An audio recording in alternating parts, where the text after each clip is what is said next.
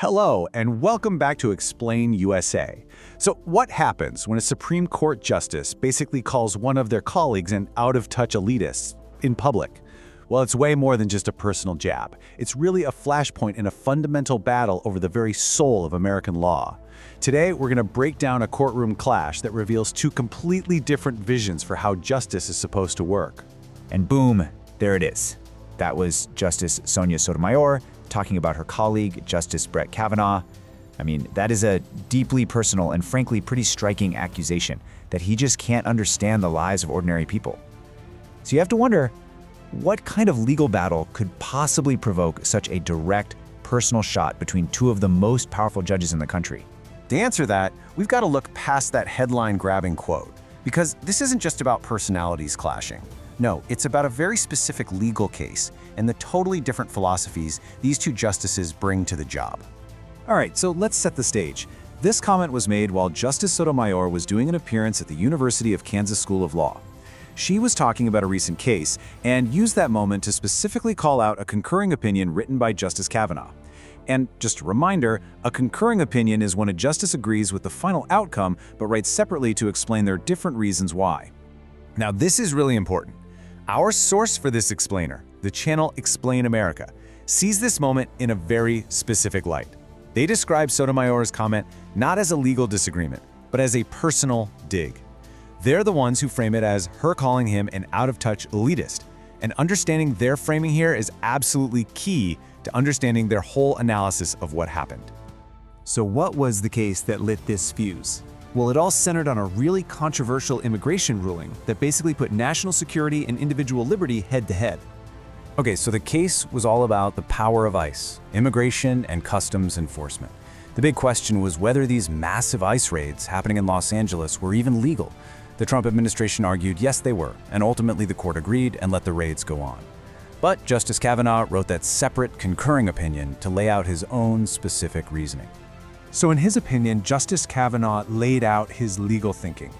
He argued that, look, these kinds of stops are a standard part of immigration enforcement, and they have been for decades across different presidential administrations.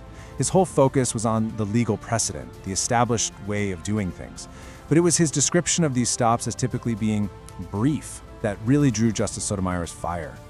All right, now let's pivot to how our source to Explain America breaks down Justice Sotomayor's response. They don't just see it as a simple disagreement. They actually analyze it as a very specific kind of rhetorical strategy. Explain America makes the case that Justice Sotomayor didn't attack Kavanaugh's legal argument. She attacked the man himself. They label this a classic ad hominem fallacy, basically saying she tried to dismiss his entire legal perspective by pointing to his privileged background. And just so we're all clear, an ad hominem argument is a well-known logical no-no. It literally means to the person. The idea is that you're totally ignoring the actual point being debated, and instead, you're just attacking the person who's making it. And that's the first major critique that the source makes here. The source's second point homes in on another part of Sotomayor's comment. She argued that even a short detention means lost wages for someone who works by the hour, saying it could be the difference between a meal for him and his kids that night. The source flags this as an appeal to emotion. And yep, that one has a fancy Latin name too, argumentum ad miseradium, which basically means an argument that appeals to pity. The source claims that by focusing on the emotional hardship, Sotomayor is trying to win the argument with sympathy, not with sound legal reasoning. So this is where it gets really interesting. The crucial point here is that this isn't just about one comment or one case. Explain America presents this whole clash as a perfect window into two fundamentally different, competing ideas about what the law even is and how a judge is supposed to act. Man, this slide really just lays it all out, doesn't it? On one side, you have the view Justice Sotomayor famously talked about back in 2001, that personal experiences, your background, your heritage, that all of that can lead to a better conclusion. But then on the other side, you have the philosophy pushed by Explain America, that the law is supposed to be this set of objective, universal standards, and a judge's personal life should be completely irrelevant to how they apply it. So what's the bottom line here, according to our source? Let's dig into their final takeaway and why they think this one little incident matters so much.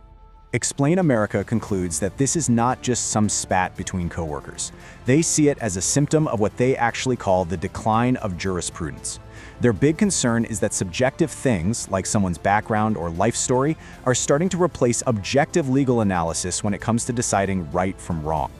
The source's philosophy is spelled out crystal clear here. In their view, guilt is about actions and intent, period. Things that might lessen the blame, like poverty, should only come up during sentencing.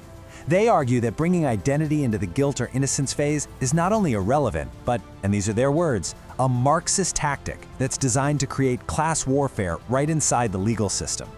And all of this brings us to a huge, fundamental question at the very heart of our legal system. Should a judge be a totally detached, objective referee of the law, or is the wisdom you get from a unique life experience actually essential for true justice? This one comment from one justice really forces us to look at that core tension, and there are no easy answers in sight.